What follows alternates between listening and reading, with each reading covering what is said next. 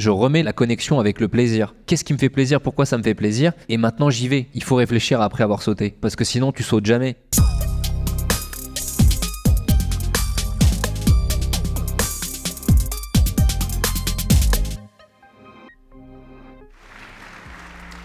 Cyril, comment tu vas? Eh ben, je vais très très bien. Merci de m'accueillir ici dans ce nouveau concept. Je suis très heureux de t'avoir avec nous. Comme je le disais juste avant, c'est un tout autre profil que j'ai à ma gauche et ça me fait très plaisir de t'avoir avec nous.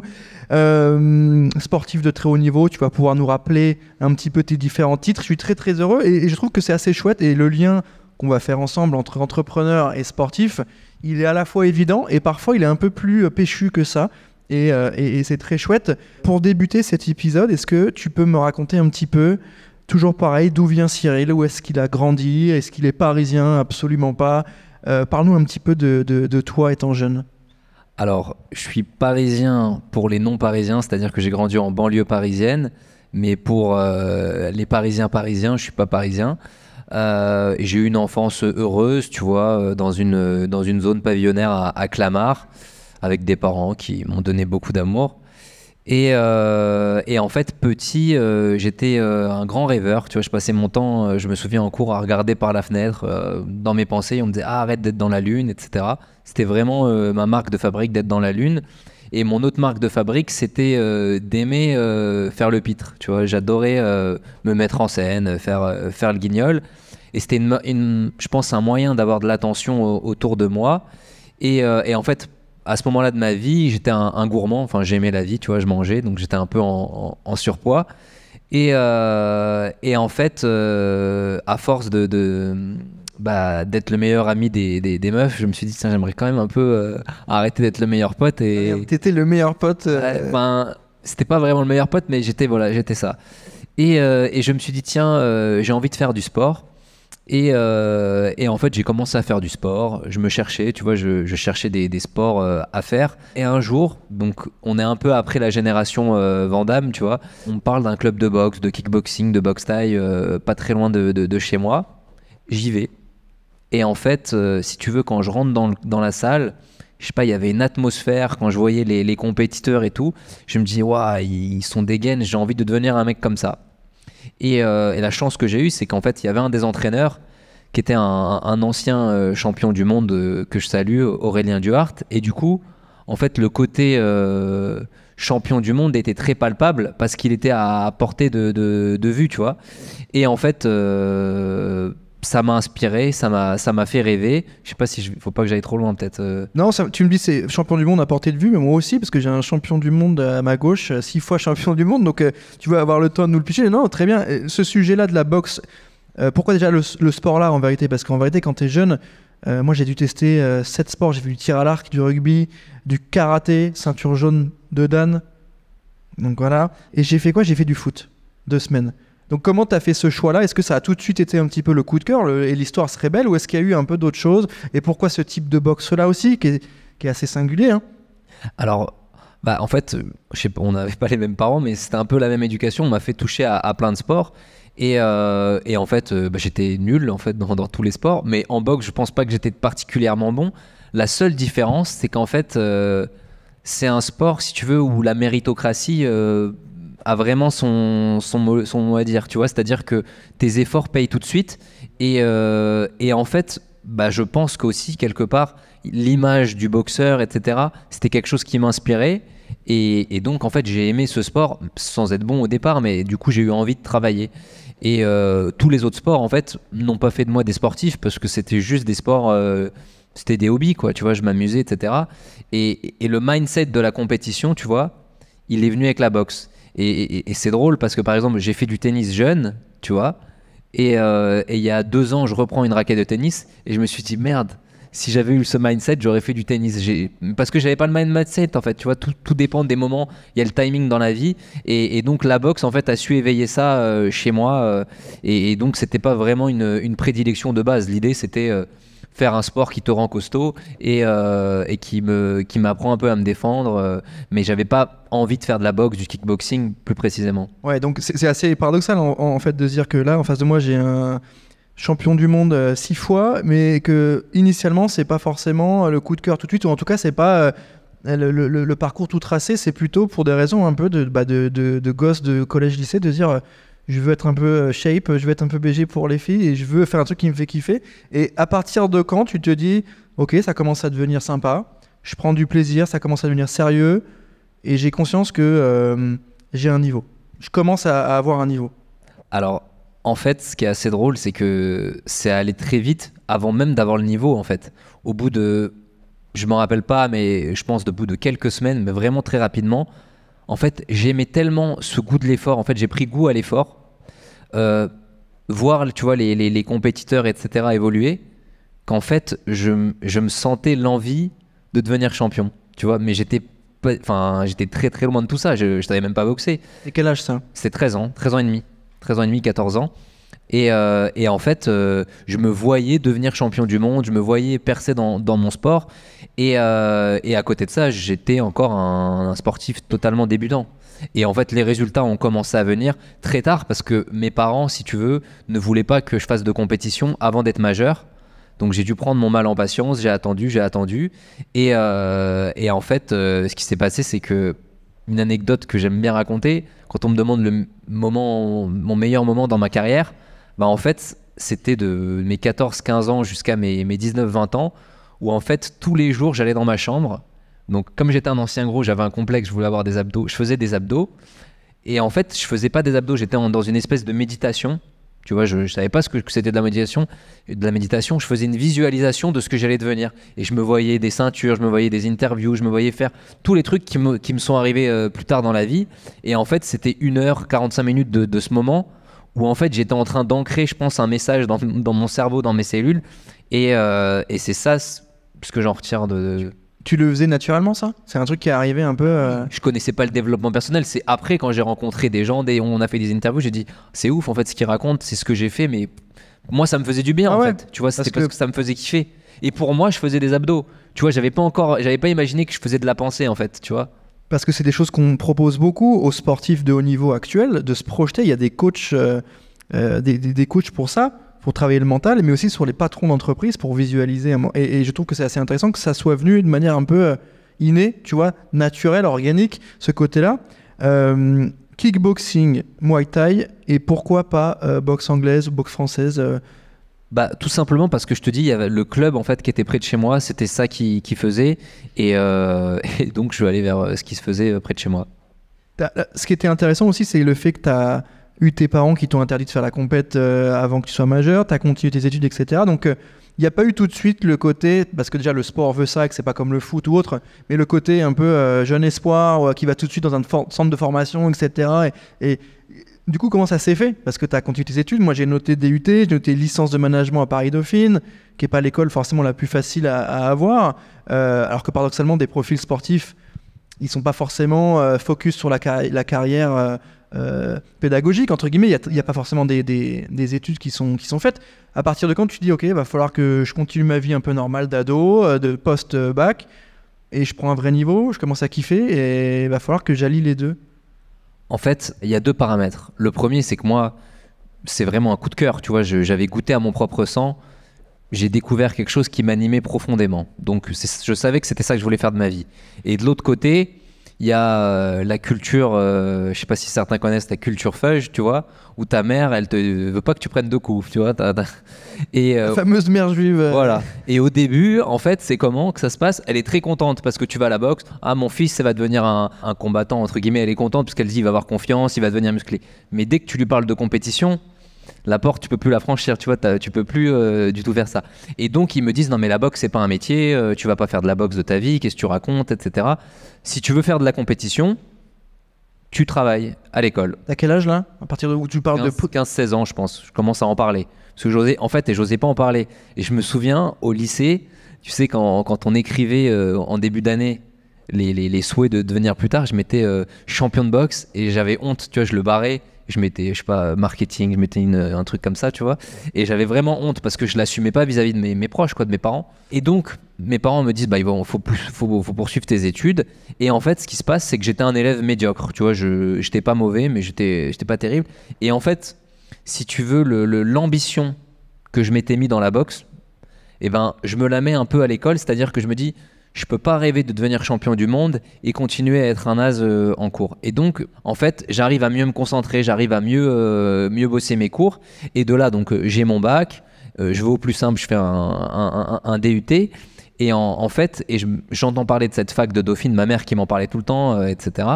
Voilà, encore elle. Et je me dis, tiens, je vais essayer de pour rentrer à Dauphine. Et donc, je suis rentré dans une voie qui était réservée aux sportifs de haut niveau. Et là, je me prends pour le roi du monde parce que je commence à avoir des résultats sportifs. Et la licence, en fait, donc il faut savoir, c'était une licence, si vous voulez, où il y avait des parcours aménagés. Et j'étais avec d'autres sportifs qui, eux, en fait, avaient des vies très différentes parce que beaucoup étaient à l'INSEP. Donc, ils avaient des vies c'est pas plus facile, mais plus organisé. Ils géraient pas eux-mêmes leurs emplois du temps. Et donc, moi, je me prends pour un surdoué. Je me dis, mais en fait, Dauphine, c'est facile. Je vais continuer à Dauphine. Je vais avoir tous les diplômes à Dauphine. Et là, je demande à redoubler. Je pars en parcours classique. Alors là, je peux te dire que j'ai compris que c'était pas facile. Et donc là, tu connais le parcours. Et donc, j'ai redoublé. J'ai rejoint le cursus général où j'avais pas de life, en fait. Hein. Tu vois, j'allais à l'école de, je sais plus, de 8h à 11h30 midi. Je partais m'entraîner à Massy. Je revenais à l'école. Je repartais à l'entraînement le soir. Et ça a été ça pendant 3-4 ans. À partir de quel moment t'es passé professionnel et c'était quoi? C'était quelle date? T'avais quel âge où t'as eu ton premier combat pro? En fait, c'est assez curieux parce que on parle de combat pro, tu sais, mais en fait, l'appellation pro, c'est c'est une mauvaise appellation parce qu'en France, très très peu de boxeurs vivent de la boxe pro, et en fait c'est plus de l'amateurisme de haut niveau, c'est-à-dire que on va te dire que t'es boxeur pro parce que t'as un certain niveau, mais en vrai tu touchais, enfin à l'époque un premier boxeur pro il touchait 500 € ou je sais pas, des trucs comme ça pour un combat. Il faut en faire beaucoup pour avoir le salaire de Goldman Sachs, tu vois. Donc mais c'est extrêmement intéressant parce que tu le dis, tu étais à Dauphine dans une classe, le parcours sport, etc., avec des gens. Beaucoup de rugbyman, on le sait, parce que Dauphine est proche de Boulogne et du coup du Racing et du Stade Français. Donc beaucoup de rugbyman qui, eux, avaient le statut de pro ou semi-pro parce qu'ils avaient le contrat signé du club, du Stade Français ou du Racing. Et effectivement, toi, quand tu parles de pro et plutôt d'amateurisme de haut niveau, c'est extrêmement intéressant de se dire que déjà, la structure n'est pas la même. Les coûts non plus, l'argent en jeu, pareil, et c'est plus dur de sortir un peu du lot aussi. exactement. Et en fait, la structure finalement, elle va peut-être répondre à la suite. Elle ressemble un peu à la structure d'un entrepreneur parce que finalement le boxeur pro, qu'est-ce qu'il doit faire à l'époque? Il n'y avait pas les réseaux sociaux quand j'ai commencé. Il doit arriver à se vendre auprès d'organisateurs, de promoteurs. Il doit bien sûr être performant dans ses combats.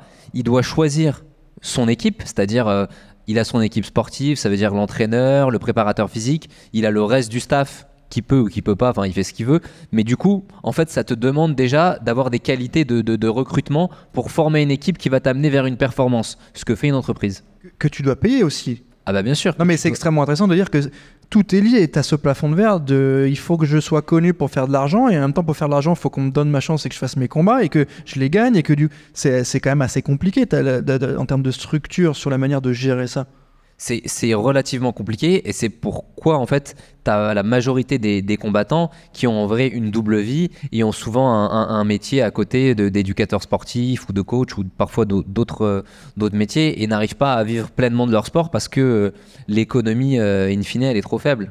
Là où tu prends un vrai virage, c'est un tournant assez intéressant dans ton parcours, c'est 2015 où tu organises toi-même ton événement de boxe au sein de Dauphine, justement. Donc c'est une histoire, une histoire d'amour où tu organises toi-même ce combat avec il y a différents combattants, etc.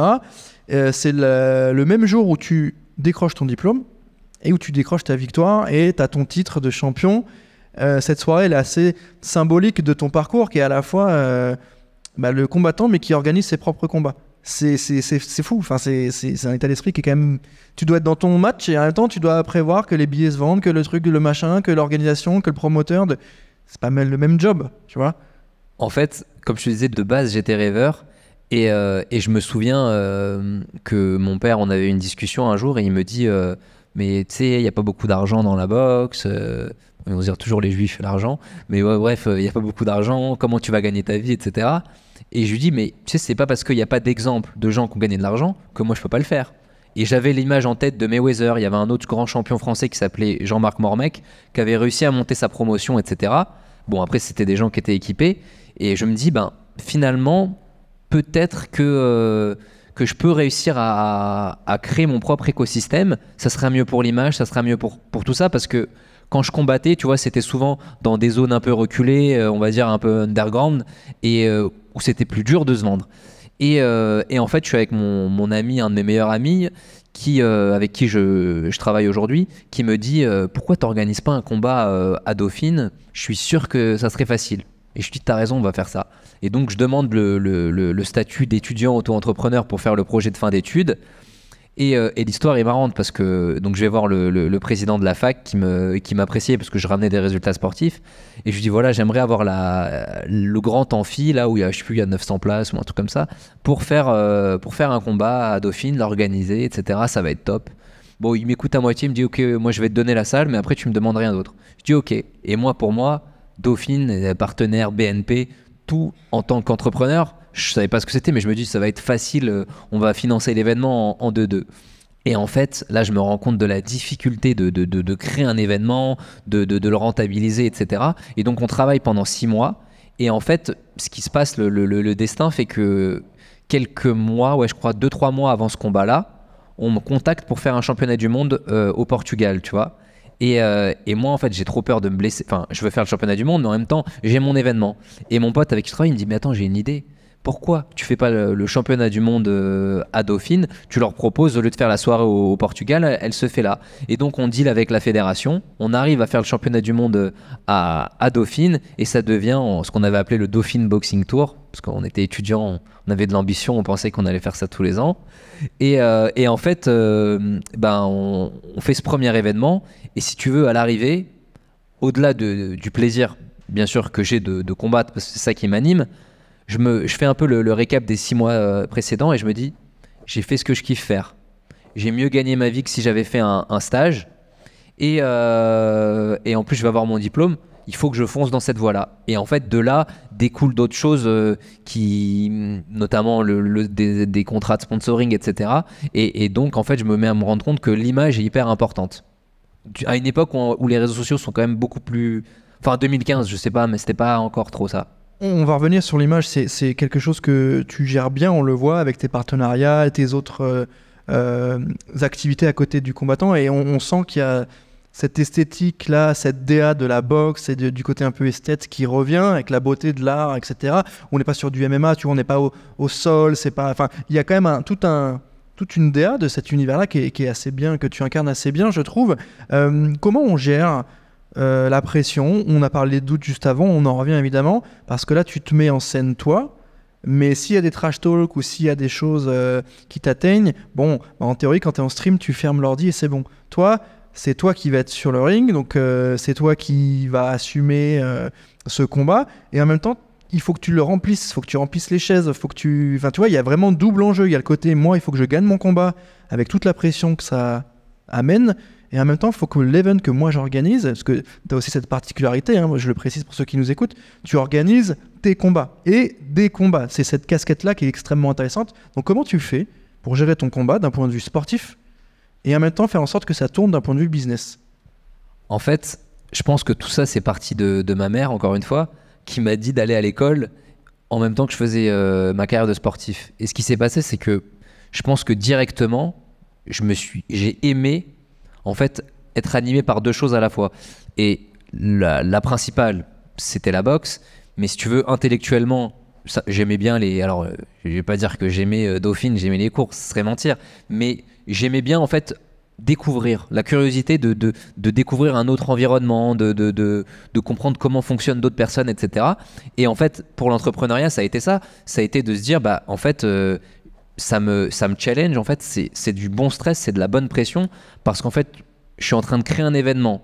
C'est tout ce que j'ai toujours voulu, puisque finalement, je fais ça parce que les événements étaient un peu trop petits, un peu trop underground, et moi, je veux des trucs plus waouh. Et donc, ben, les deux stimulent les deux, sachant que la finalité et la difficulté, c'est de pas se focus sur l'événement et oublier la performance. Et j'ai d'ailleurs une anecdote, en fait, une fois où, bah, il y a 3 ans, quelque chose comme ça, on a privatisé le Grand Palais éphémère. Donc tu vois, on est passé de Dauphine à des lieux assez importants. Et en fait, pour préparer cet événement-là, l'enjeu financier était tellement ouf que j'avais un peu chaud, quoi, tu vois. Tu parles de combien là? 500, 600 000 euros. J'avais Ça va. Ça va. C'est 2 ans chez Goldman Sachs. C'est ça. Et ouais, et du coup, je me dis, je suis focus sur l'événement, etc. Bon, bref, on bosse, etc. Et au final, on arrive plus ou moins à être flat, tu vois, à, je sais pas, 10 jours, 2 semaines de l'événement. Et qu'est-ce qui se passe? Plus de pression. En fait, je me crois en vacances, je crois que tout est gagné.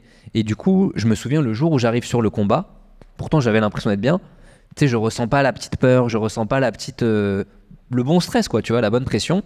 Et j'ai dû jouer avec ça et je me suis rendu compte qu'en fait, ben, c'est important en fait d'avoir du bon stress parce que c'est ça qui te permet d'activer plus de motivation, plus d'engagement et donc ce jour-là, bah, tu vois, j'ai découvert quelque chose bah, qui était un frein, quoi. Je trouve ça intéressant le fait que tu dissocies pas le sport du business et c'est assez intéressant parce que du coup, depuis le début, les deux sont liés. C'est pas une T'es pas un profil où il y a eu le sport tout de suite et après il a fallu trouver une école pour l'après-carrière. De ce que tu nous dis, depuis le début, les deux sont liés et donc on a l'impression que tu es un peu formaté à faire en sorte que les deux soient liés et que ça soit différents stimuli.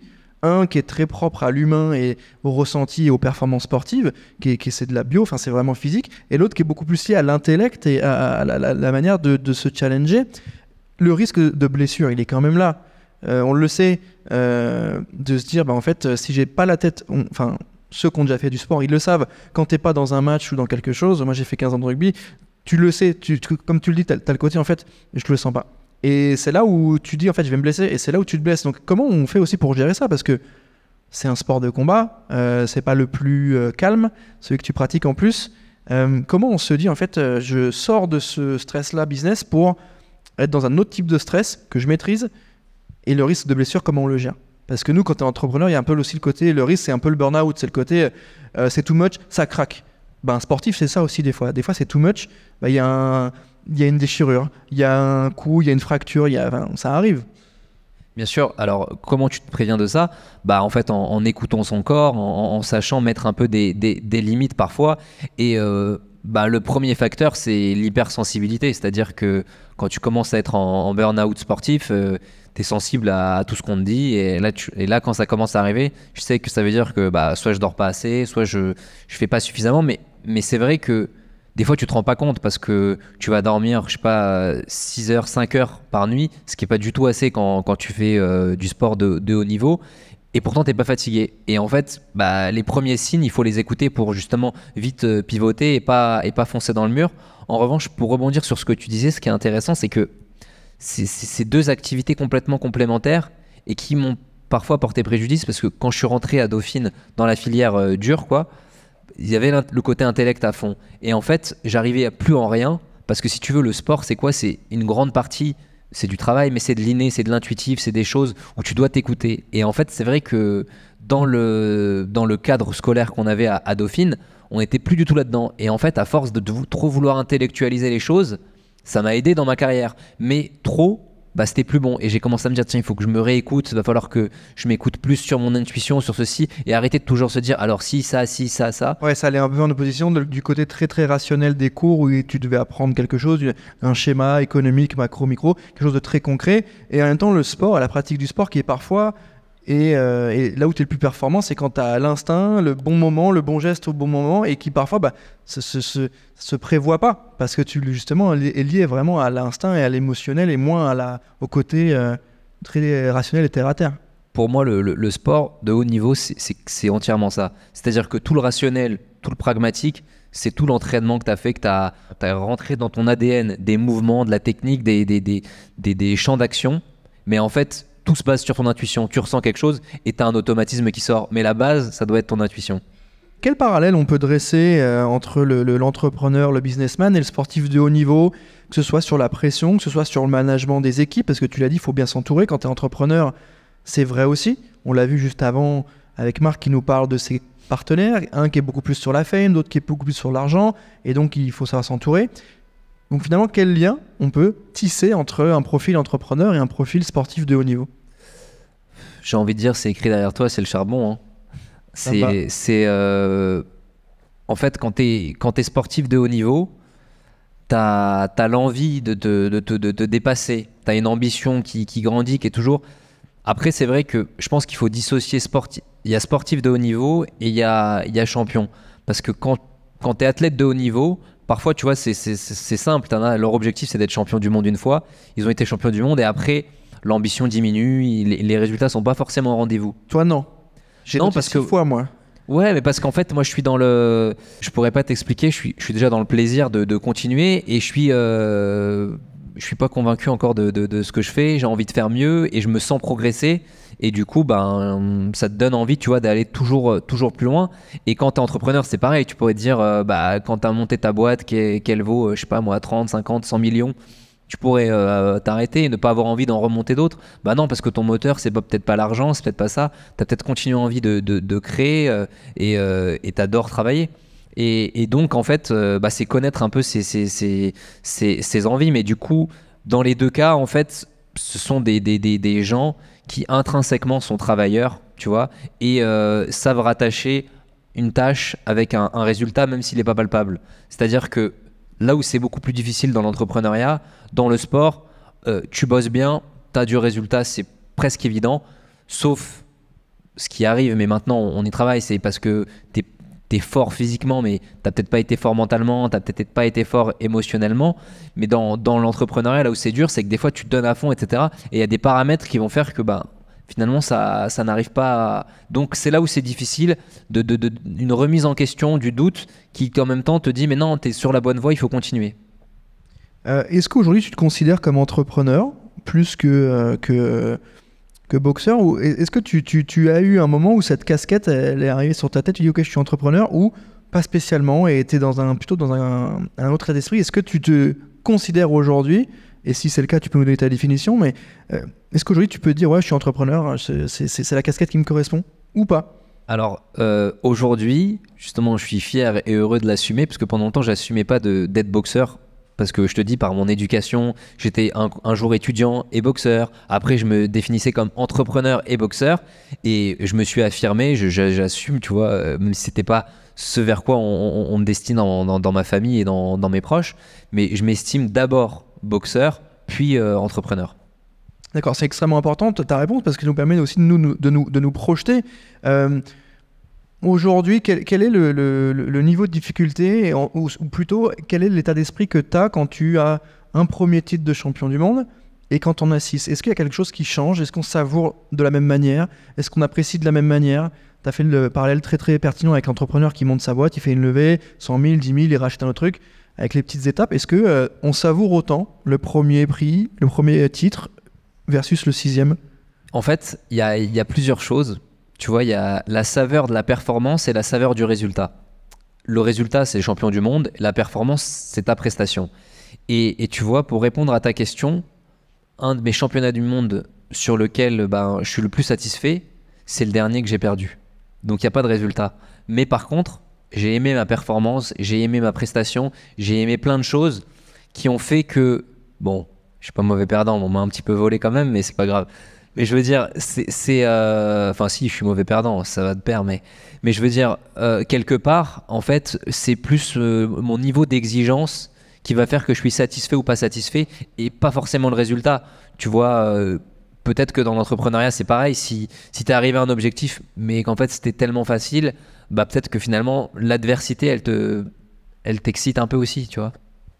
On parle souvent de la solitude de l'entrepreneur, ça revient beaucoup sur le tunnel qu'on s'impose et il faut qu'on délivre, etc. Comment tu gères ça plutôt sur le côté un peu boxeur? Parce que t'es aussi, c'est pareil, c'est pas un sport co, donc t'es aussi tout seul sur le ring, même s'il y a les coachs, etc. Je me doute, mais c'est impressionnant quand même. Enfin, je veux dire, t'es tout seul. Donc, et dans la vie d'entrepreneur, parfois aussi t'es seul. Donc comment tu gères ça? Et est-ce qu'il y a une place pour la vie de famille? Et si oui, à quel niveau? Est-ce que c'est un équilibre ou est-ce que pas au début et ça vient uniquement une fois qu'on a atteint l'objectif? Comment tu gères ça, cette sorte de solitude qu'on peut retrouver dans les deux secteurs, le sport et l'entrepreneuriat?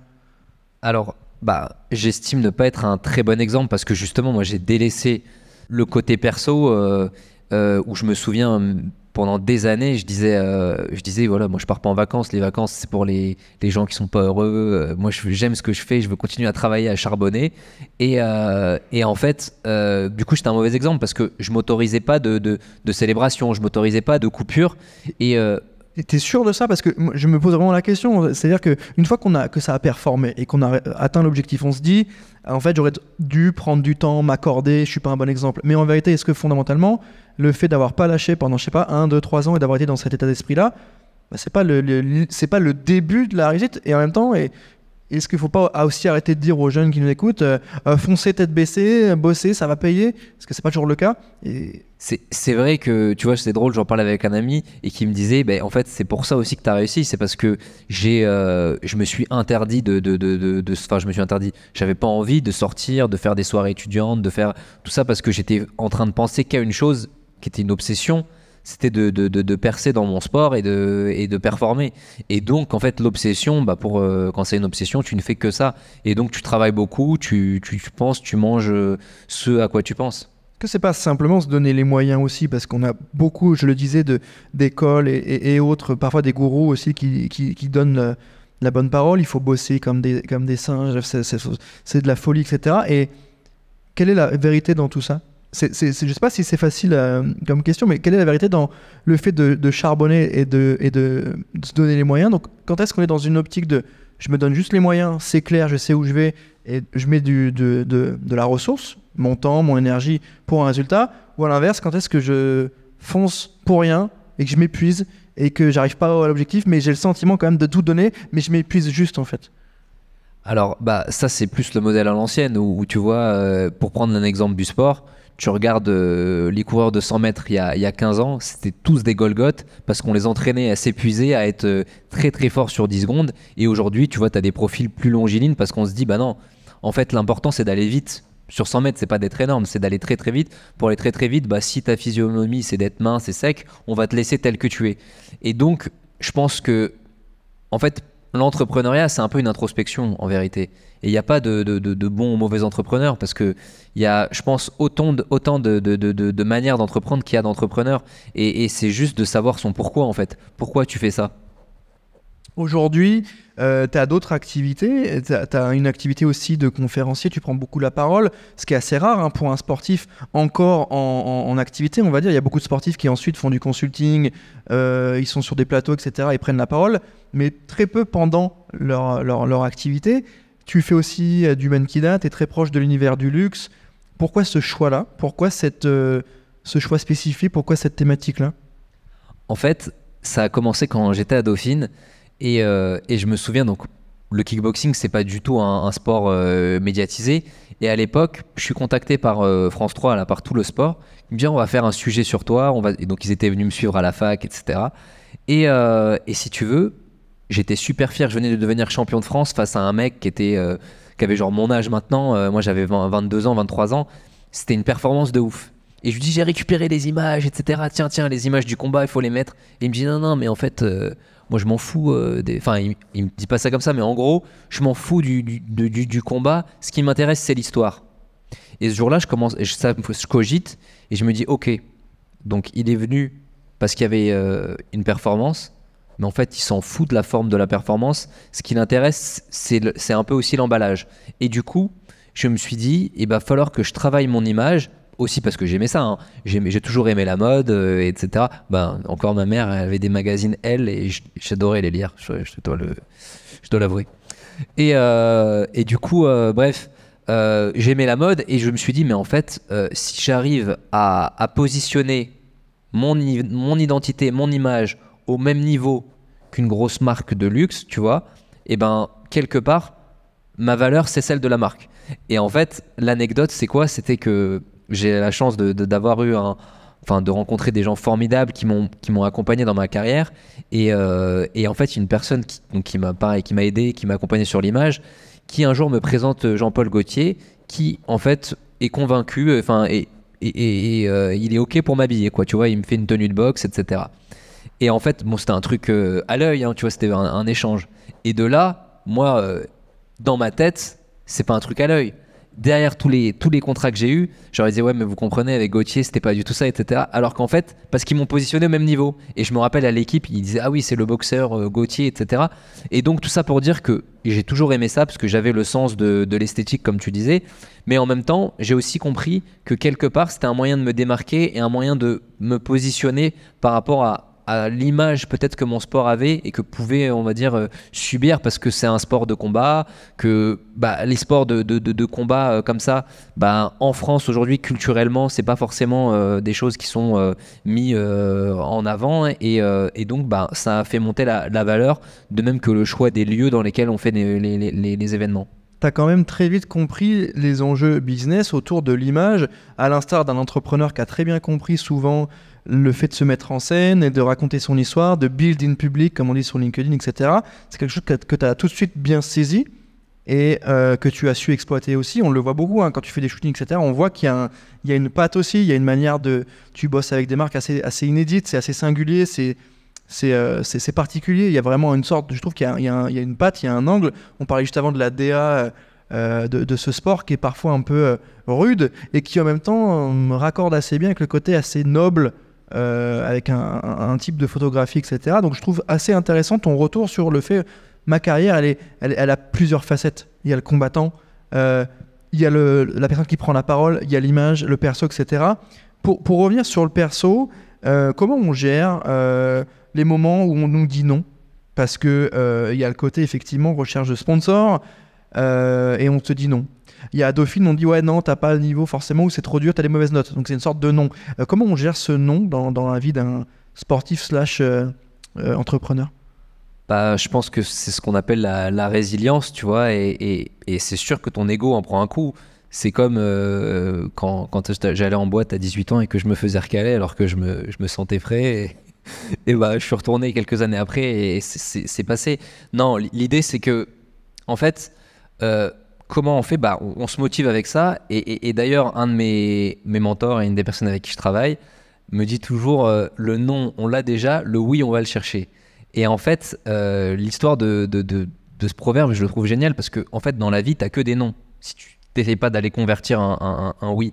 Et en fait, même quand on te dit non, ça veut jamais dire non, ça veut dire non maintenant, mais peut-être que ça sera oui demain. Et donc, quand j'ai des sponsors qui m'ont dit non quand on a voulu faire l'événement de Dauphine, j'ai dû trouver d'autres solutions. Quand j'ai perdu un combat, donc j'ai eu un non, j'ai dû remporter celui d'après, j'ai dû me rattraper, etc. Quand j'ai eu des mauvaises notes, et donc, je pense que en fait, faut pas vivre le non comme quelque chose de définitif, c'est juste quelque chose de temporel.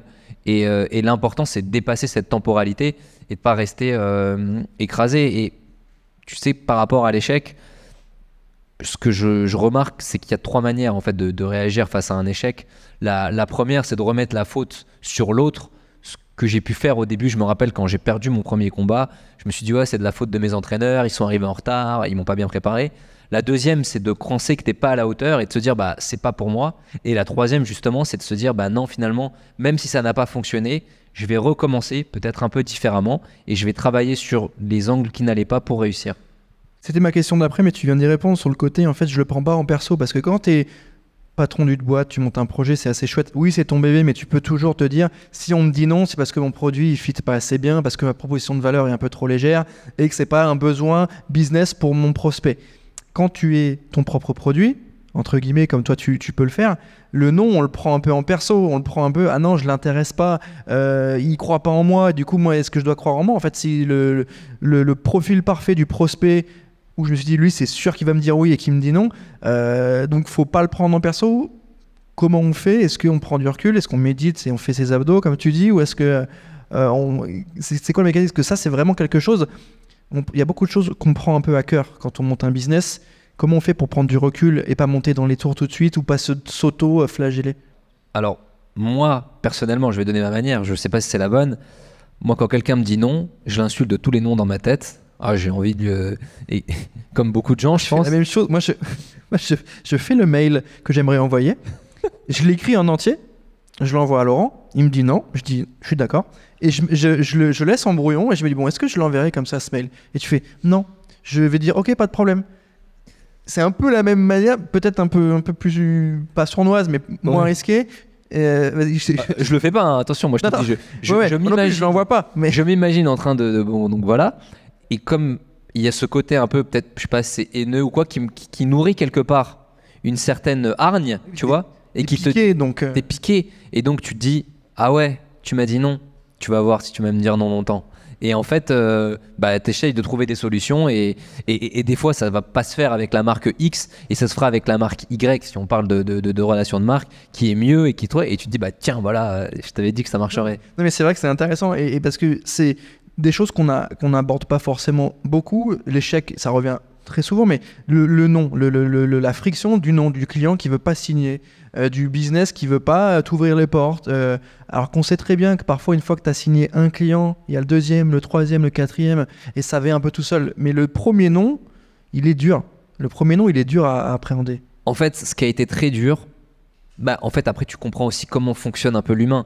Je me suis aperçu que les oui, ils venaient plus souvent de PME qui étaient en fait parce que je m'adressais directement à des founders et à des mecs en fait qui avaient une grille de lecture totalement différente parce que ils étaient sur de l'émotionnel, ils étaient en train ils m'écoutaient à 100%.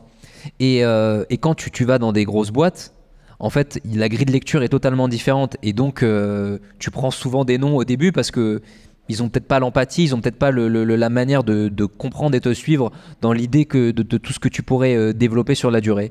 Et malheureusement, ils arrivent souvent quand tout est déjà fait. Quelle est la place de l'humain dans le business? Parce qu'encore une fois, c'est toi qui te mets en scène, c'est toi qui souvent prends la parole. J'imagine que tu as des gens avec qui tu travailles qui peuvent aussi faire la promotion de toi, de tes offres, etc. Mais c'est souvent toi, j'imagine, qui deal en frontal. Quelle est la place de l'humain au moment de la discussion? Parce que moi, je sais par exemple que des fois, lorsqu'on propose les services de J'ai un pote dans la com et qu'on explique par A plus B pourquoi c'est chouette, nos performances médias, nos audiences, et que ça rappelle quelque chose. Ça te rappelle quelque chose et que ça ne prend pas, mais que 4 mois après, je reçois un message LinkedIn qui me dit « Ah, j'ai vu que vous avez fait ça, ça a l'air très sympa, est-ce qu'on peut le faire aussi ?»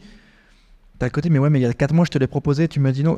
Quelle est la place de l'humain au final? Parce que le rationnel, parfois, il tient pas la route, paradoxalement. On te demande des chiffres, tu les donnes, ça prend pas. Donc, est-ce que toi, tu mets l'humain en avant et tu n'es pas uniquement en train de dire bah voilà le lieu, voilà les places, voilà la visibilité, mais plutôt voilà ce que moi je propose, voilà ma vision, voilà moi mon état d'esprit et pourquoi moi je suis tel profil boxeur et pas celui-là. Est-ce que c'est important?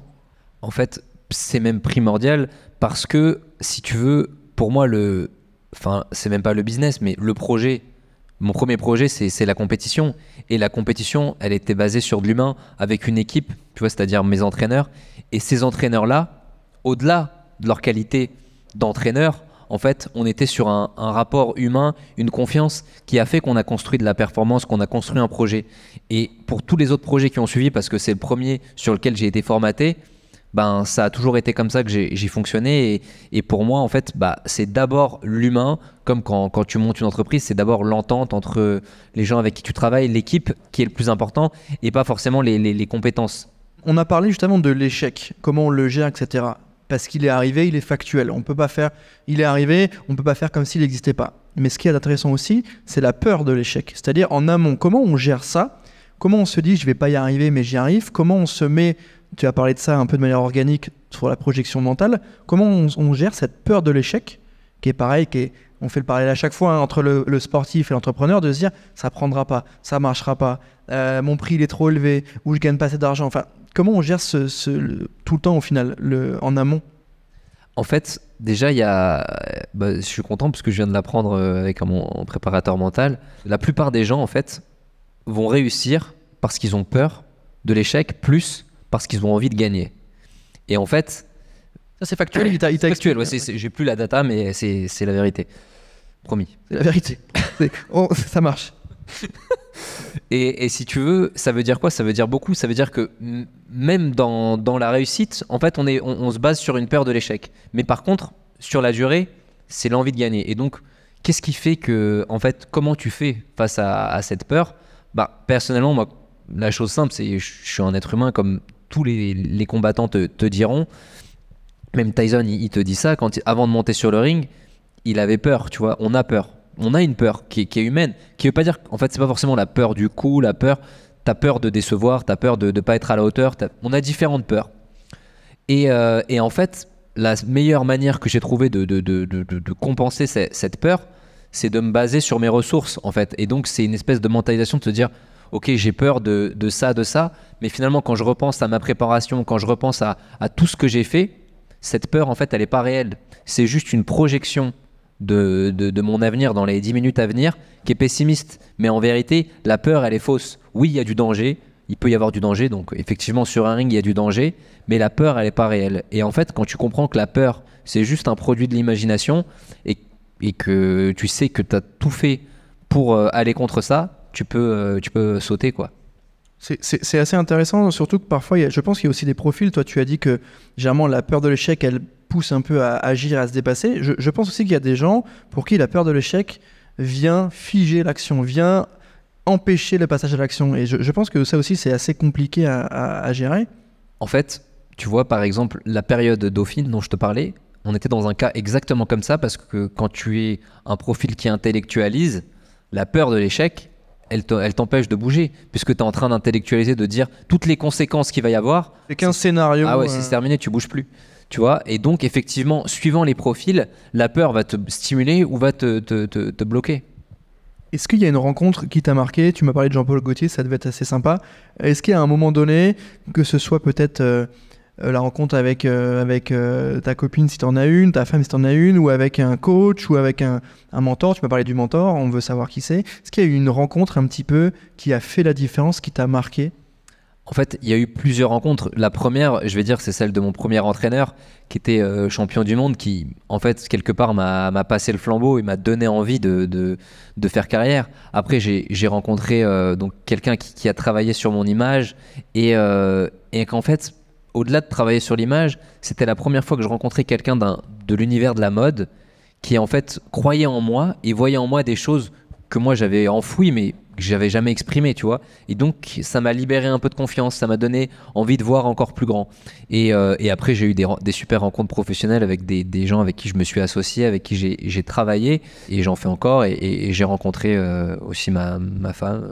J'allais dire, on n'aura pas l'info, mais si, c'est bon, tu nous as donné l'info. On pense à elle qui nous écoute. Hein. Je note que tu l'as mis en dernier, mais bon, c'est pas grave. Tu es avec elle tous les jours. Donc, j'ai une question par rapport aussi aux conseils, parce qu'on aime bien se projeter dans ce podcast-là. On aime bien aussi prendre un peu d'inspiration, mais en même temps dans des choses très concrètes. C'est-à-dire que demain, quelqu'un qui veut se lancer, qui veut monter un projet, qu'est-ce qu'il doit avoir en tête? À quoi il doit faire attention? Et quel est le meilleur conseil que tu puisses lui donner pour passer justement à l'action? Parce qu'il y a beaucoup de conseils sur l'état d'esprit, etc. Mais très souvent, et on le voit, c'est le passage à l'action qui est le plus compliqué. On a un business plan, c'est très chouette, on a un parcours, on a une vision, et on n'y va pas. Comment on donne envie aux gens d'aller au charbon et de se lancer?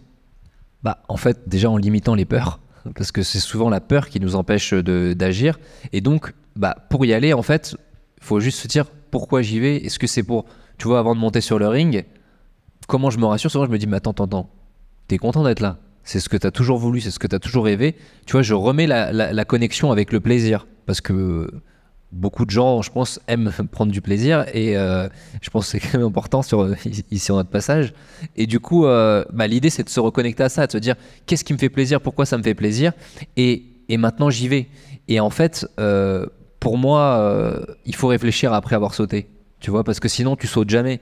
Quand tu intellectualises les choses, elles se passent pas. Et donc, je pense qu'il faut sauter et après réfléchir à comment on atterrit. Je trouve ça très chouette et ça parle à ceux qui nous écoutent aussi, parce que c'est vrai qu'il y a beaucoup de questions qui arrivent sur comment je fais, est-ce que je suis dans le juste, est-ce que j'intellectualise trop ou à l'inverse pas assez et je me prends à y aller alors que je sais pas où je vais. Donc c'est toujours intéressant d'avoir des retours et on a plus de 85 épisodes aujourd'hui sur Charbon et à chaque fois les réponses sont différentes. Et moi ça me régale de voir les parcours de chacun et de chacune qui me disent...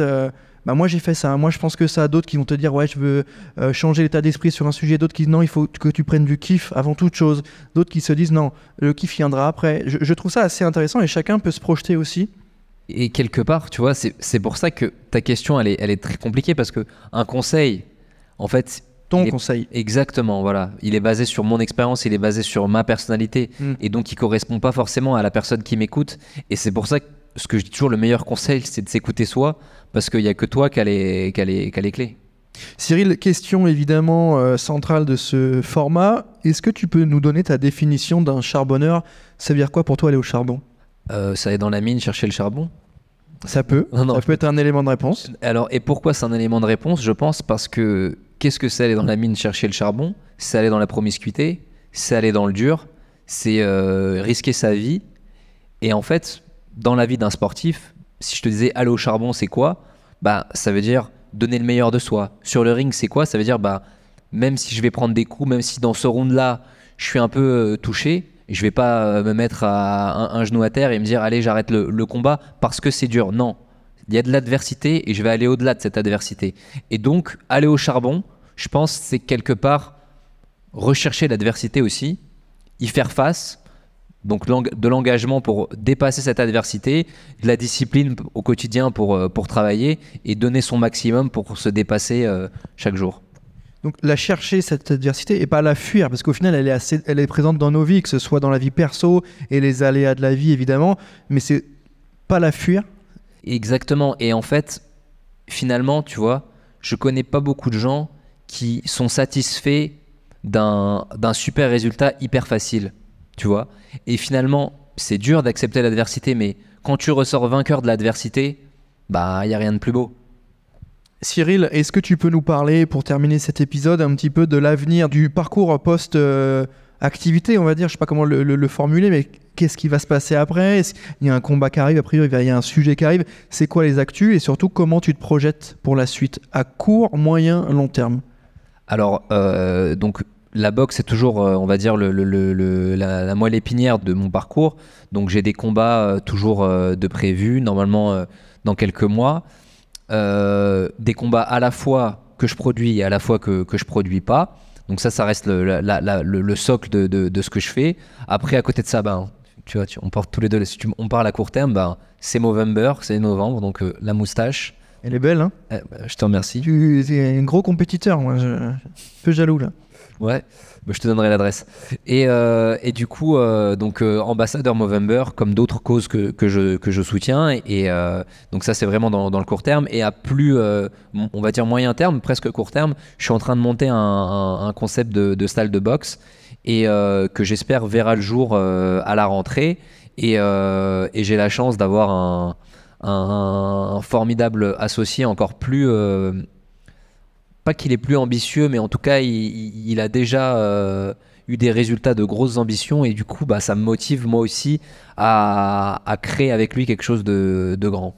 Donc, nouveau projet business à venir, extrêmement intéressant sur le côté création d'une salle avec un concept. C'est aussi un peu tu boucles la boucle, c'est-à-dire que tu as fait vraiment le tour, tu as pratiqué, tu as aussi fait d'autres activités et maintenant tu vas prendre un peu de hauteur et proposer, j'imagine, l'expertise, la vision, ta patte, Cyril. On arrive à la fin de cet épisode. Cyril, je suis ravi d'avoir pris le temps de discuter avec toi. Merci d'avoir pris le temps de répondre à mes questions. Avec plaisir, merci de m'avoir invité. C'était vraiment très chouette. Pour terminer cet épisode, je rappelle qu'il est en partenariat avec nos amis de Blanc qui nous soutiennent et qui accompagnent vous, les entrepreneurs, les créateurs de projets. Merci à tous de nous avoir écoutés. Si l'épisode vous a plu, j'imagine que évidemment ce sera le cas. Vous pouvez mettre 5 étoiles sur Apple Podcast. C'est toujours très bon pour le référencement et ça nous fera plaisir. Merci à toi Cyril, merci à tous de nous avoir écoutés. Moi je vous dis à très bientôt. Merci beaucoup.